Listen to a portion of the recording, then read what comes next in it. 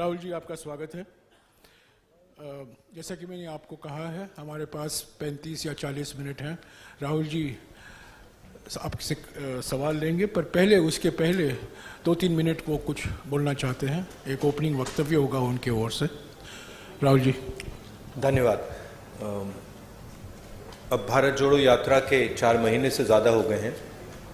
यात्रा कन्याकुमारी से शुरू हुई और अब पंजाब से निकल रही है। कल हम हिमाचल में होंगे। यात्रा का लक्ष्य हिंदुस्तान में जो नफ़रत फैलाई जा रही है, हिंसा फैलाई जा रही है, उसके खिलाफ खड़ा होना। जो बेरोज़गारी बढ़ती जा रही है, जो महंगाई बढ़ती जा रही है और जो इनकम इनइक्वालिटी बढ़ती जा रही है, उसके खिलाफ हमने ये यात्रा शुरू की और बहुत सफल यात्रा रही है। 2 आंकड़े मुझे आज मिले हैं, मैं आपको बताना चाहता हूँ इनकम इनइक्वालिटी के बारे में। हिंदुस्तान के 21 सबसे अमीर लोगों के पास उतना ही धन है जितना 70 करोड़ हिंदुस्तानियों के पास है, पहला आंकड़ा। और दूसरा आंकड़ा, हिंदुस्तान के सबसे अमीर 1% के पास उतना ही पैसा है, नहीं, हिंदुस्तान के सबसे अमीर 1% के पास हिंदुस्तान का 40% धन है। तो ये हिंदुस्तान की जो इनइक्वालिटी है उसके आंकड़े हैं और इन चीज़ों के खिलाफ हमने ये यात्रा शुरू की है। अब आप सवाल पूछिए। राहुल जी के जो आंकड़े बोले हैं अभी, वो स्लाइड पर दिखाया गया है। अमीर और गरीबी के बीच में जो विषमताएं हैं जो पिछले 8 साल में बढ़े हैं, उसका एक दृश्य और जो आंकड़े हैं अभी इन्होंने बताया, वो आपके सामने है। पहला सवाल अजीत से। बलविंदर, माइक दीजिएगा।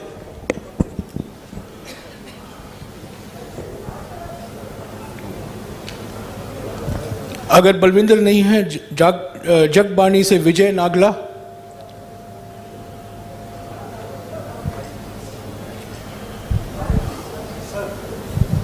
सर, 1 मिनट यार, I am going in order, please relax.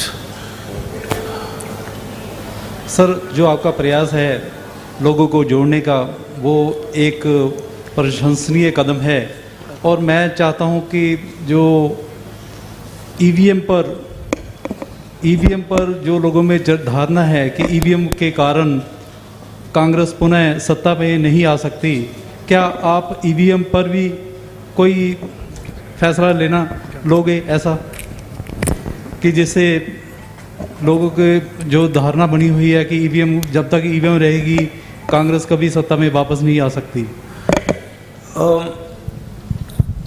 EVM की बात विपक्ष ने हमने 2-3 बार करी है और वो चर्चा चल रही है, मगर ईवीएम सिर्फ एक एलिमेंट है। जैसे मैंने पहले भी कहा है, आज हिंदुस्तान के सारे इंस्टीट्यूशंस आरएसएस और बीजेपी ने कंट्रोल कर दिए हैं और हिंदुस्तान के सब इंस्टीट्यूशंस पर उनका दबाव है। प्रेस पे दबाव है, ब्यूरोक्रेसी पे दबाव है, इलेक्शन कमीशन पे दबाव है, जुडिशरी पे प्रेशर डालते हैं। तो सारे के सारे इंस्टीट्यूशंस पर उन्होंने कब्जा कर रखा है। तो ये लड़ाई अब जो पहले राजनीतिक लड़ाई होती थी वैसी लड़ाई नहीं है। एक पॉलिटिकल पार्टी दूसरी पॉलिटिकल पार्टी के बीच में लड़ाई नहीं है। अब ये हिंदुस्तान के इंस्टीट्यूशंस जो इन्होंने कैप्चर करे हैं उनके बीच और ऑपोजिशन के बीच में लड़ाई है। उसमें एक फैक्टर ईवीएम है, मगर बहुत सारे दूसरे फैक्टर भी हैं। हिंदुस्तान में जो नॉर्मल डेमोक्रेटिक प्रोसेसेस होती हैं आज वो नहीं है। जो विपक्ष के लोगों पर आक्रमण हो रहा है, सीबीआई, ईडी, पेगासस, ये नॉर्मल डेमोक्रेटिक फंक्शनिंग नहीं है। भास्कर से Girijesh Mishra.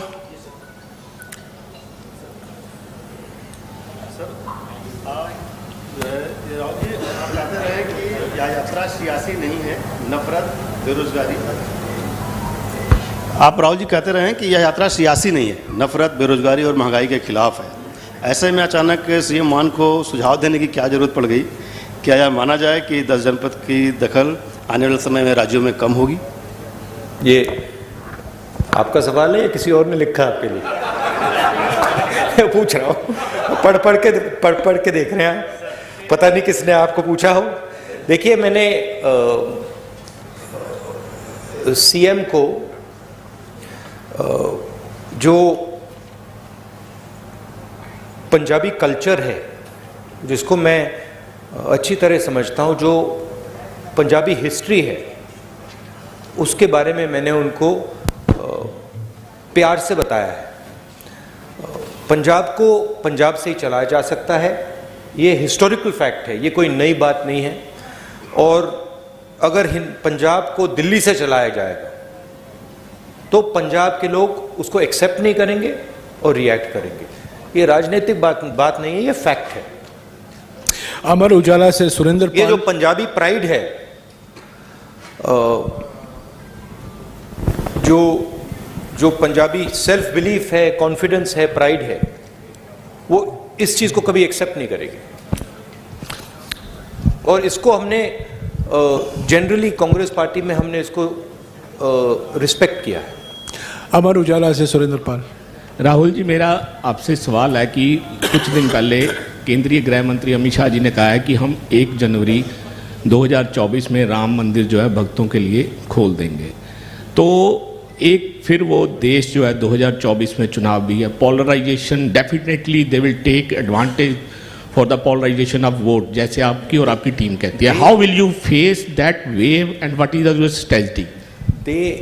They will divide the country, they will spread hatred in the country. हम नफरत के बाजार में मोहब्बत की दुकान खोलते जाएंगे। बहुत सारी दुकानें खुल रही हैं मोहब्बत की, तो हम ये अपना काम करते जाएंगे, वो उनका काम करेंगे। हिंदुस्तान की जो संस्कृति है, हिंदुस्तान का कल्चर है, भाईचारे का है, मोहब्बत का है, जीत मोहब्बत की होगी। ट्रिब्यून से दीप कमल। राहुल जी, माय क्वेश्चन, हाँ जी, in 2022 many BJP many leaders from Congress have gone to BJP, and do you think there's a leadership crisis left in the party, and what role do you think Mr. Sidhu will have once he's out of his judicial custody? I think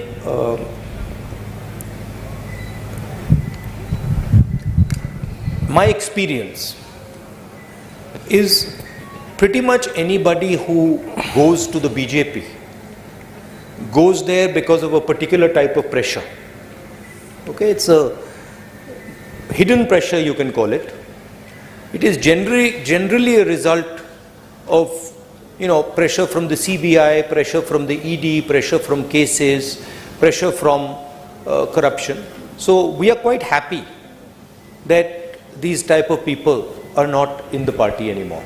And I think as far as the party is concerned, what I've seen on the street is tremendous enthusiasm, extremely dynamic workers, and a mix of senior and young leaders. So what I see in the Congress party is extremely capable leadership all the way from the top to the worker level. So I'm not worried about that. In fact, I'm quite happy that some of the sort of riffraff has gone somewhere else. Hindustan Times से Harpreet Kaur. No supplementary, please, madam. Please sit down. Harpreet Kaur. Everybody will have a role. Everybody will have a role to play. We are a democratic party. We like to involve all people and function together. Hindustan Times से हरप्रीत कौर नहीं आई है, आई है। हाँ, I want to ask about the security lapses during your yatra. Even today we heard that there was some lapse. So what you have to say about that? What lapse was there today?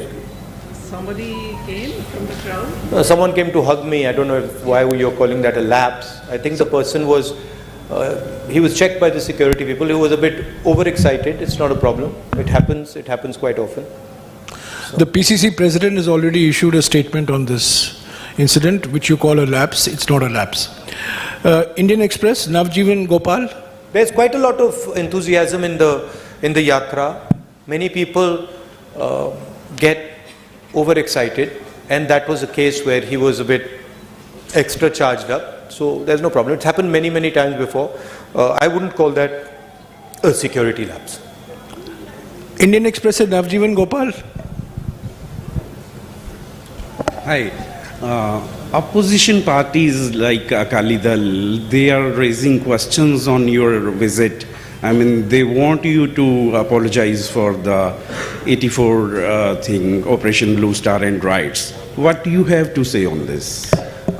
Prime Minister Manmohan Singh, on the floor of the House, has made his position and the Congress party's position very clear. Congress President Sonia Gandhi ji has also done that, and I fully endorse what Prime Minister Manmohan Singh ji said, what Sonia Gandhi ji said, and also I have also made my stance abundantly clear in the past. Rosanna spokesman said Charanjit Singh.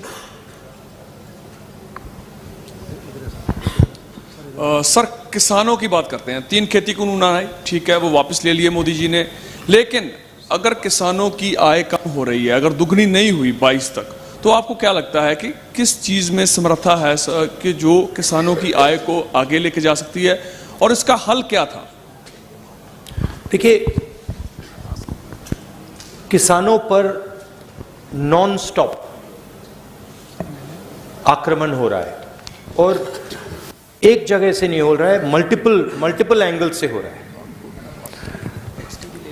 और जो उसको protection मिलनी चाहिए वो protection उसको नहीं मिल रही है। यूपीए के समय हमने प्रोटेक्शन दी थी, कर्जा माफ किया था, एमएसपी थी, अलग अलग हमारे अप्रोचेस थे, मगर मैं ये भी कह सकता हूं कि शायद हमने भी जितना करना था हमने नहीं किया, उससे ज्यादा करना चाहिए था, क्योंकि किसान देश को भोजन देता है, भैया थोड़ा हट जाइए, देश को भोजन देता है, वो देश की एक प्रकार से रीढ़ की हड्डी है, और एग्रीकल्चर पे बाकी चीजें बिल्ड हो सकती हैं।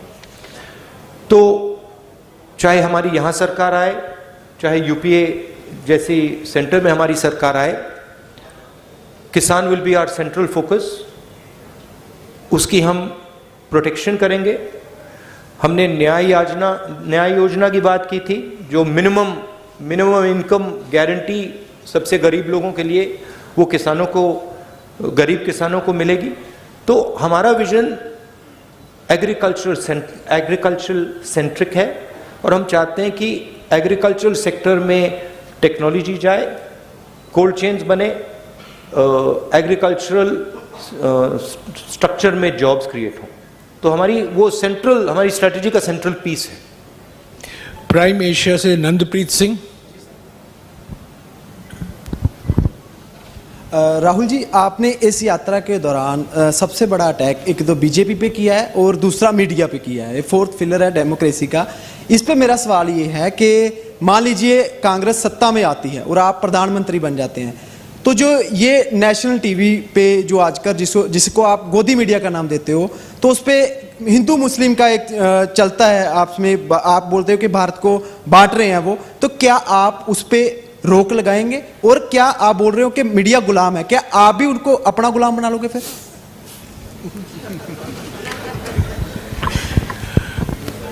वो गुलाम नहीं मानेंगे, आजाद मानेंगे। नहीं, देखिए, नहीं, मैंने गोदी मीडिया तो कभी नहीं कहा है, वो मेरा फ्रेज नहीं है। मैं ये जरूर कहता हूं कि मीडिया को कंट्रोल किया जाता है, मीडिया पे प्रेशर डाला जाता है। मैं ये भी कहता हूं कि जो आप जैसे रिपोर्टर्स हैं, आपकी इतनी गलती नहीं है, आप पर कंस्ट्रेंट्स हैं, आपके जो मालिक आपको कहते हैं वो आपको करना पड़ता है, और जो आपकी भावनाएं हैं उनको मैं समझता हूं, क्योंकि आप आके मुझे बोलते हो, जो आपको देश के बारे में लगता है मैं जानता हूं। तो मैं आपकी क्रिटिसिज्म नहीं कर रहा हूं, जो मीडिया का स्ट्रक्चर है उसकी मैं क्रिटिसिज्म कर रहा हूं। कांग्रेस पार्टी की फिलॉसफी इंडिपेंडेंट मीडिया की फिलॉसफी है। कांग्रेस पार्टी की फिलॉसफी इंडिपेंडेंट इंस्टीट्यूशंस की फिलॉसफी है। मैं आपको बताऊं, अगर कांग्रेस पार्टी ये करना भी चाहे कि हम मीडिया को, मतलब जैसे आपने कहा, अपना बना दो, हमारे में वो कैपेबिलिटी नहीं है। हम उसको इंप्लीमेंट ही नहीं कर सकते, क्योंकि हमारा स्ट्रक्चर उतना सेंट्रलाइज नहीं है बीजेपी जितना। तो हम इंडिपेंडेंट मीडिया चाहते हैं, फेयर मीडिया चाहते हैं, और जो मीडिया में नफरत फैलाई जाती है और वो फैलाई जाती है, और जो मीडिया डिस्ट्रैक्शन का रोल प्ले कर रहा है, जैसे मैंने अपने भाषण में कहा था, जब कोई जेब कतरा आता है तो वो अकेला नहीं आता, 2-3 लोग आते हैं, एक ध्यान को उधर ले जाता है और फिर जेब काटी जाती है। तो इनएडवर्टेंटली वो आप रोल प्ले कर रहे हो, आप लोग नहीं, बट आपका जो स्ट्रक्चर है, आप लोग डिस्ट्रैक्ट करते हो। आप लोग कहते हो देखो हिंदू मुस्लिम, ऐश्वर्या राय, शाहरुख खान, बॉलीवुड, तेंदुलकर, उधर देखो, और इधर मतलब किसान की लूट हो रही है, छोटे व्यापारी मारे जा रहे हैं, इनइक्वालिटी बढ़ती जा रही है। तो आपका रोल डिस्ट्रैक्शन का रोल है, आपका रोल वॉचडॉग का रोल होना चाहिए। जैसे हमने ये जो आंकड़े लगाए हैं, इसके बारे में आपने कोई सवाल ही नहीं पूछा। एक्चुअली ये सबसे जरूरी सवाल है, ऐश्वर्या राय से, शाहरुख खान से, ये जरूरी सवाल है, मगर आप लोग ये पूछते नहीं हो। आपकी गलती नहीं है, शायद आप पूछते, अगर आपको छूट दी जाती है आप पूछते, but your role is that वो watchdog. And what are the type of issues you should be raising? Farmers issues, employment issues. अखबार में एम्प्लॉयमेंट की बात तो पढ़ने को नहीं मिलती, स्मॉल स्केल इंडस्ट्रीज की बात तो सुनाई नहीं देती। लुधियाना में जो मतलब पूरा इंडस्ट्री खत्म हो गई, उसके बारे में सुनाई नहीं देता। तो that is the type of media we would like, a media that puts pressure on the government on key issues. You are for a Congress government, you are feedback channel. We want you to give us pressure on important things, on things like income inequality, on things like hatred, on things like anger, on things like farmers, on things like unemployed youngsters. That's your role, and that's the role we would like you to play. Not किसी ने मुझे बहुत मजेदार कहानी बताई, मैं पता नहीं बोलना चाहिए, नहीं छोड़ो। एबीपी सांझा से अनुजा शर्मा, बताइए। नहीं, अभी समय वक्त नहीं है, प्लीज बोलने दीजिए, सवाल करने दीजिए। या अनुजा। सर, भारत जोड़ो के लिए आप चल रहे हैं, भारत जोड़ो यात्रा कर रहे हैं, क्या कांग्रेस परिवार को जोड़ने के लिए भी आप आगे हाथ बढ़ाएंगे? वरुण गांधी आपके भाई हैं, क्या उनसे भी मिलकर चलने की बात की जाएगी? आप पहल करेंगे उनसे मिलने की? क्योंकि पानीपत में आपने एक स्टोरी सुनाई थी कि 2 भाई जो बहुत देर से बात नहीं कर रहे थे वो भी मिल गए। आप वरुण गांधी से मिलेंगे? देखिए, वो बीजेपी में हैं, शायद अगर वो यहाँ चलेंगे उनको प्रॉब्लम हो जाएगी, मगर मेरी विचारधारा उनकी विचारधारा से नहीं मिलती। मेरी विचारधारा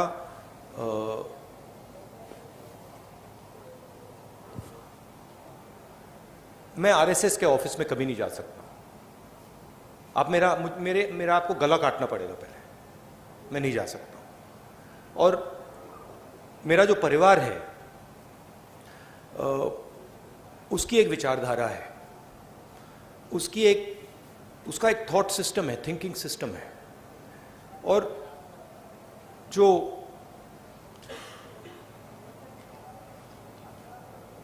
वरुण हैं, उन्होंने एक समय, शायद आज भी,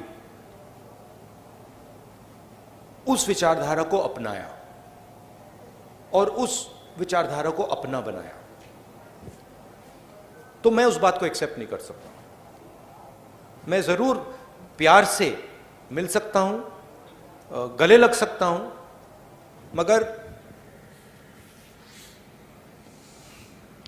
उस विचारधारा को मैं एक्सेप्ट नहीं कर सकता, कर नहीं सकता, इम्पॉसिबल है मेरे लिए।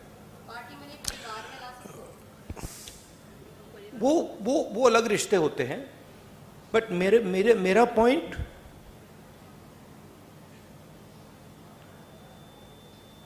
आइडियोलॉजिकल लड़ाई चल रही है।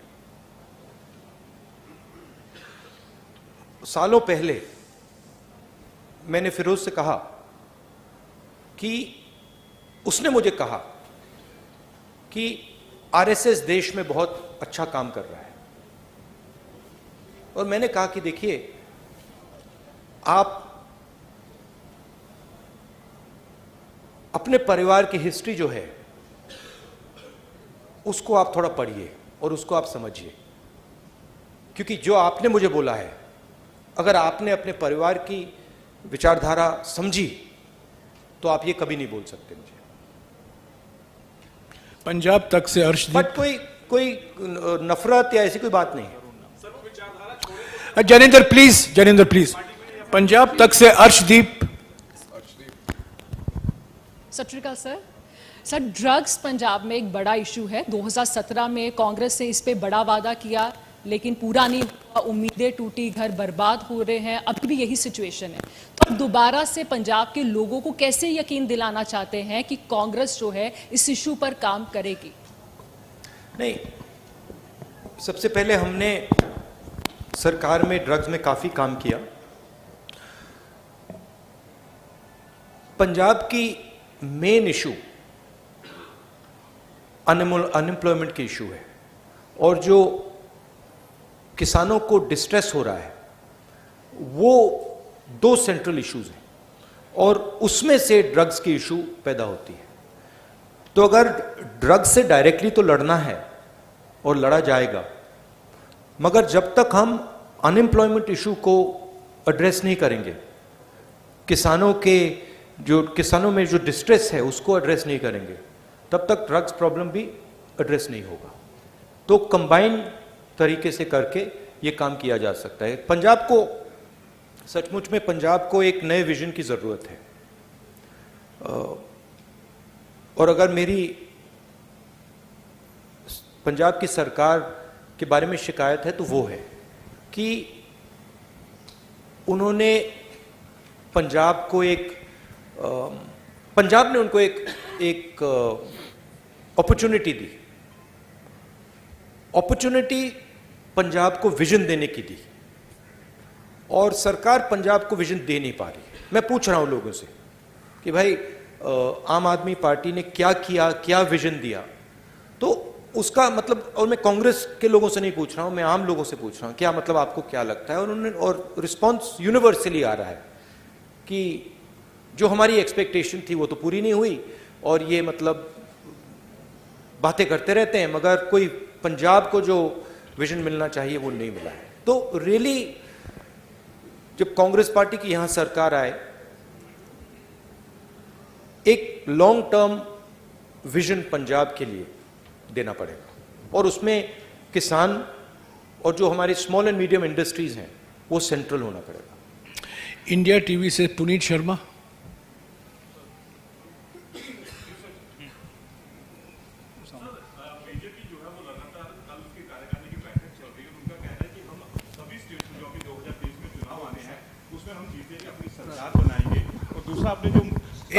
एक सवाल ऑल पार्टी मीटिंग जो आपने बुलाई है, क्या उसमें सभी लोग आ रहे हैं या फिर यूपी की तरह उसमें भी कुछ लोग शामिल नहीं होंगे? नहीं, देखिए,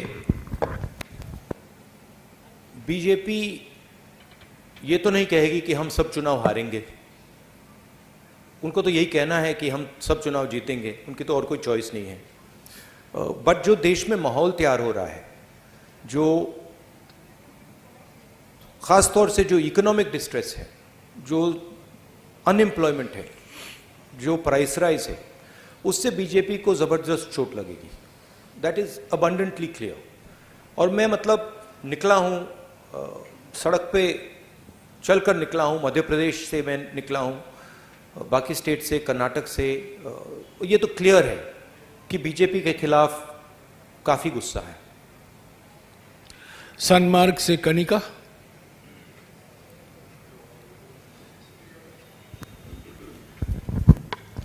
सर, मेरा सवाल ये है कि आप लगातार प्रेस कॉन्फ्रेंस में आरएसएस को घेरते आए हैं।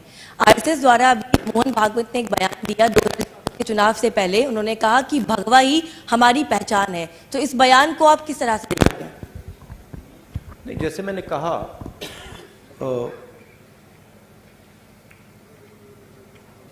हिंदू धर्म में किसी भी धर्म में नफरत फैलाना, किसी भी धर्म ने ये नहीं कहा है कि भाई नफरत फैलानी है। और हिंदू धर्म पीस लविंग धर्म है, मोहब्बत का धर्म है, जोड़ने का धर्म है। तो वो जो भी रंग अपनाना चाहते हैं अपना सकते हैं, बट जो हिंदू धर्म में लिखा है वो नहीं करते हैं, वो कुछ और करते हैं। क्योंकि हिंदू धर्म में ये नहीं लिखा है कि लोगों को धमकाना चाहिए, डराना चाहिए, मारना चाहिए। हिंदू धर्म में ये नहीं लिखा। तो जो भी रंग अपनाना चाहते हैं अपना सकते हैं, बट जो हिंदू धर्म में लिखा है, और मैंने पढ़ा है, काफ़ी पढ़ा है, अब वो ये नहीं करते हैं, वो कुछ और कर रहे हैं। न्यूज़ 11 भारत से अमर सिंह।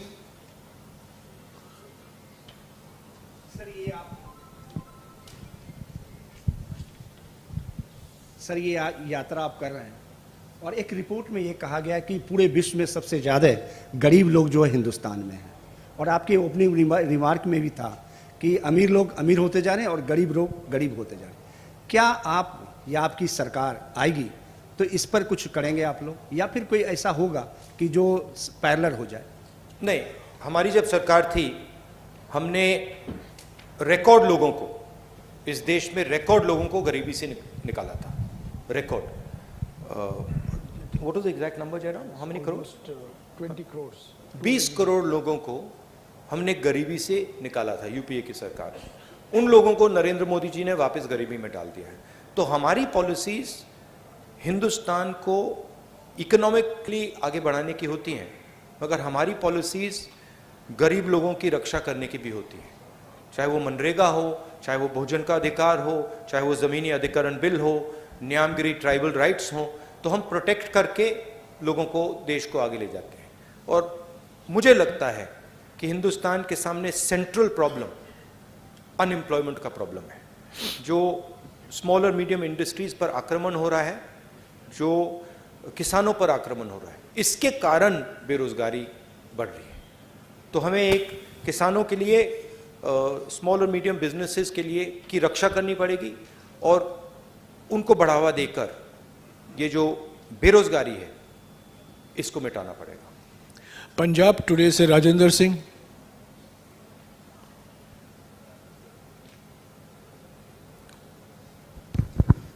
नमस्कार जी, मेरा एक सवाल है जी। भारत जोड़ो यात्रा जी गरीबी नूं लैके, भारत जोड़ो यात्रा जी ये महंगाई नूं लैके निकल कड्ढी है तुसीं, पर हिमाचल दे विच जिहड़ी तुहाडी सरकार आ 3 रुपए प्रति लीटर डीजल पेट्रोल महंगा कीता है, उत्ते की कहोगे सर? हिमाचल महंगाई को लेकर आपने यात्रा शुरू की है, लेकिन हिमाचल में 3 रुपए लीटर जो आपका पेट्रोल डीजल है वो महंगा है, उसको लेकर क्या नवी सरकार? हाँ, तो देखिए, हमारे सिस्टम में जो स्टेट होता है, जो चीफ मिनिस्टर होता है, उसको हम इंडिपेंडेंस देते हैं और उस पर हम जनरली दबाव नहीं डालते। जैसे मैंने आपको पहले भी कहा था, जब यहाँ पे पंजाब का चीफ मिनिस्टर थे कांग्रेस पार्टी के, तो हम उनको जनरली इंडिपेंडेंस देते थे। हिमाचल प्रदेश में नई सरकार बनी है, थोड़ा उनको टाइम दीजिए, वो डेफिनेटली प्रो पुअर पॉलिसीज़ वहाँ पे लाएंगे, डेफिनेटली वहाँ पे प्रो किसान पॉलिसीज़ वो लाएंगे। डेली पोस्ट से मनदीप सिंह।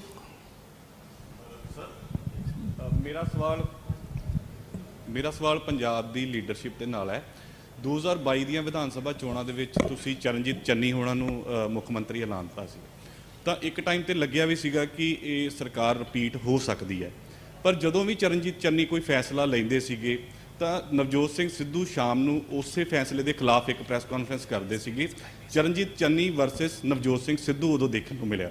ਤੁਹਾਨੂੰ ਲੱਗਦਾ ਕਿ ਉਹ ਫੈਕਟਰ ਜਿਹੜਾ ਆ ਤੁਹਾਡੀ ਪੰਜਾਬ ਦੇ ਵਿੱਚ ਸਰਕਾਰ ਨਹੀਂ ਬਣਾ ਸਕਿਆ, ਤਾਂ ਕੀ ਹੁਣ ਨਵਜੋਤ ਸਿੰਘ ਸਿੱਧੂ ਵਰਸਸ ਬਾਕੀ ਲੀਡरशिप ना होवे ਉਹਦੇ ਲਈ ਕੀ ਕੁਝ ਕੀਤਾ ਜਾ ਰਿਹਾ? नहीं, देखिए पिछले चुनाव में काफ़ी एंटी इनकम्बेंसी थी। ज़रूर लीडरशिप के बीच में इश्यूज होती थी, बट ये आसानी से मैनेजेबल इश्यूज हैं और आइंदा ये आने वाले समय में ये इश्यूज नहीं होंगी। कोई ऐसी प्रॉब्लम नहीं है, सब एक साथ मिलकर चल रहे हैं। नहीं, वो लीडरशिप में कमी जब आती है जब जनता में थोड़ा प्रेशर बनता है, और इस बात को एक्सेप्ट करना पड़ेगा कि जो पिछली कांग्रेस सरकार थी उसके खिलाफ एंटी इनकम्बेंसी थी, वो सच्चाई है, और उसका नतीजा मतलब आम आदमी पार्टी चुनाव जीती है। बट अब मुझे लग रहा है कि वो जो एंटी इनकम्बेंसी जो फीलिंग कांग्रेस पार्टी के खिलाफ थी वो अब गायब हो गई। तो अब कांग्रेस पार्टी को बिल्ड करना है, और मुझे लगता है कि आसानी से यहाँ पे हम अगली गवर्नमेंट फॉर्म करेंगे। टाइम्स ऑफ इंडिया से आईपी सिंह।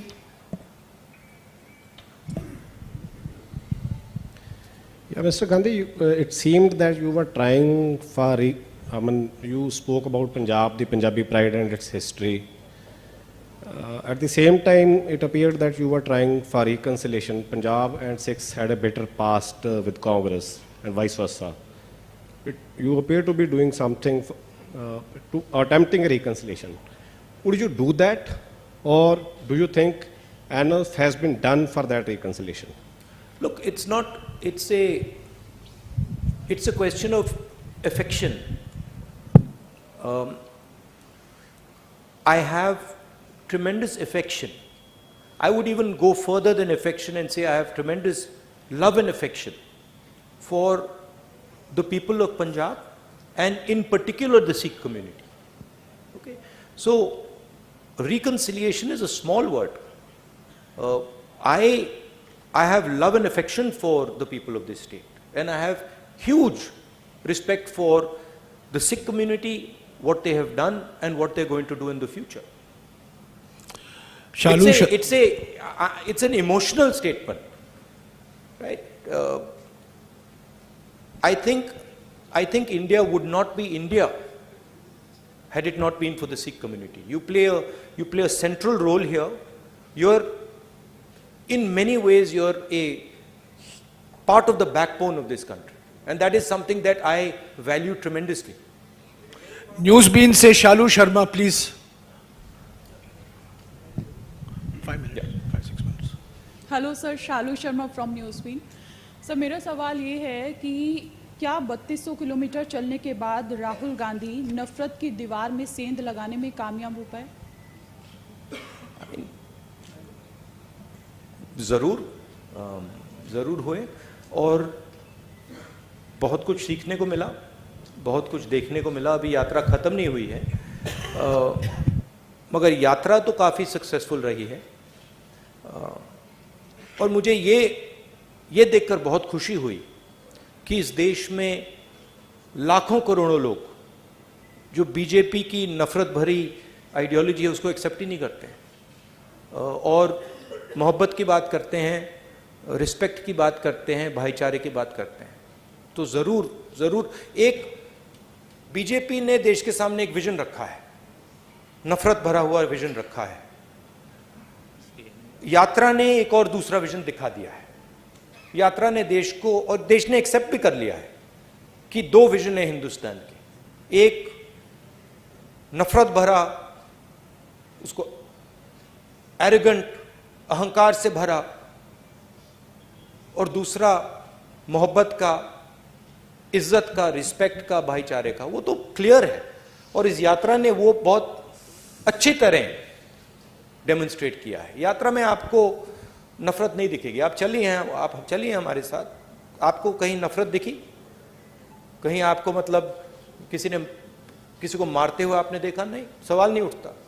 तो 500 किलोमीटर, 3,400 किलोमीटर हम चले हैं, किसी ने कोई हिंसा नहीं की, कोई नफरत नहीं की, किसी ने मतलब एक दूसरे से गलत तरीके से बात तक नहीं की। तो ये एक हिंदुस्तान का छोटा सा एक विजन है और इसमें से बहुत सारे दूसरे विजन्स निकल सकते हैं। राहुल जी, अभी 3-4 लोग बाकी हैं जो कई प्रेस कॉन्फ्रेंस में आए हैं, उनको मौका नहीं मिला है। जल्दी उनको हम मौका दे दें 5-6 मिनट में। मैं पहले बुलाऊंगा शमीन जॉय, डेक्कन हेरल्ड से। This is regarding Mohan Bhagwat's remarks in an interview recently. He said it is natural for Hindus to be aggressive because they have been in a war for over 1,000 years, and that Muslims should abandon the narrative of supremacy. How do you see this kind of remarks? No, just repeat what you said, the first part. In a recent interview, Mohan Bhagwat has remarked that it is natural for Hindus to be aggressive because for the last thousand years they were in a war, and the Muslims have to abandon the narrative of supremacy. Right. So, what is your take on that? I don't know which Hinduism he's quoting. I've never heard this. I mean, I've read the Gita, I've read the Upanishads. I've never heard this that Hindus should be aggressive. Hinduism is all about observation, about self-observation, about understanding the self, about humility, about compassion. I have not read this. I don't know what he's talking about. Maybe he's not read these books. Maybe this is some other idea that he's picked up. But I have not read that, even Lord Ram felt compassion for Ravan. Even Lord Ram, when Ravan was dying, Lord Ram was gentle, was loving, was affectionate. So I don't know where this gentleman is getting these ideas. They're certainly not Hindu ideas. They are RSS ideas. They're not Hindu ideas. जी से अनमोल Gulati. Thank you Jairam जी। राहुल जी, पंजाब के अगर मुद्दों की बात की जाए तो पानी का मुद्दा पंजाब का ऐसा है जो काफ़ी लंबे समय से जिस पे सिर्फ सियासत हुई है। SYL के मुद्दे पे पंजाब के मुख्यमंत्री ने एक सॉल्यूशन दिया था, YSL। तो क्या आपको लगता है YSL जो की है ये सही सॉल्यूशन है? एंड एक छोटा सा साथ में एक सप्लीमेंट्री नहीं होगा छोटा सा? These are extremely complicated matters that are not to be discussed lightly in a press conference like this. The aim of this press conference is Bharat Jodo Yatra, and these are attempts at distracting the narrative, and I'm not going to respond to it. Sir, आपके दस्तार पे Soni Mishra from the week, आपको जवाब मिल गया। Soni Mishra from the week.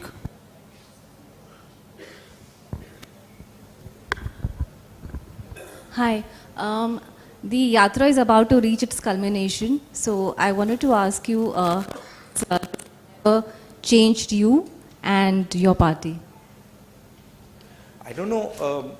The yatra is about to arrive at its culmination at one level, yes, that it's going to arrive in Srinagar. But for me, the yatra is a way of thinking. It's a way of acting. So for me personally, it will carry on.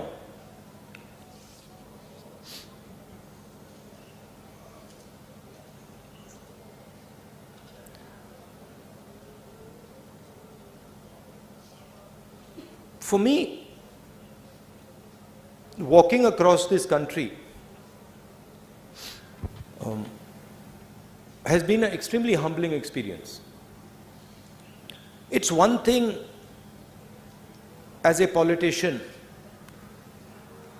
to go somewhere by car or take a flight, go somewhere and then meet people and listen to them, and you learn quite a lot like that. You can sit with a farmer and you can talk to him. It's a completely different thing when you're walking on the road, and particularly when you're walking on the road for 120 days in a row, where you're feeling a bit of pain, pressure, so that's been One very humbling thing. The second thing is, when you're walking, you see the difficulty that people in India face. Farmers face,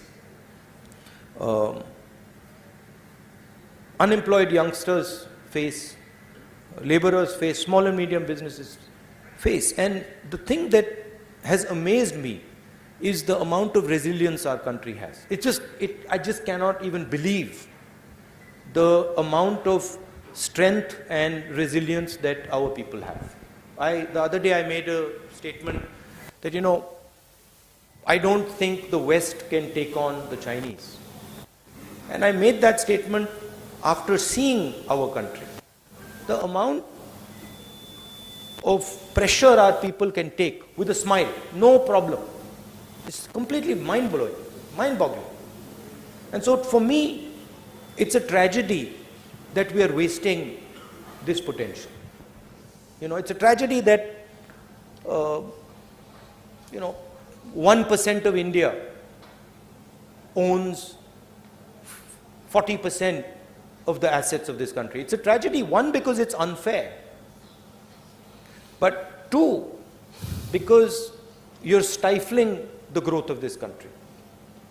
I met so many small and medium business owners. And I asked them a question, always. I'm like, listen, tell me something. Do you think you can become a 1,000 crore business or a 2,000 crore business or a 10,000 crore business? All of them say, no, it's impossible. We can't do it. Why not? We don't have the connections to do it. We simply cannot enter the political space. Doors are closed for us. We can't do it. There's an acceptance. But you can't build India like that. You can't, 20 people are not going to be able to build India. You need 10,000, 20,000, 30,000 solid business people to build this country. So we are heading into an accident, it's pretty clear. We are heading into an accident on the employment front. We are heading into an accident with the Chinese. We are heading into an accident on multiple fronts. And that to me is visible when I'm walking. शुक्रिया राहुल जी.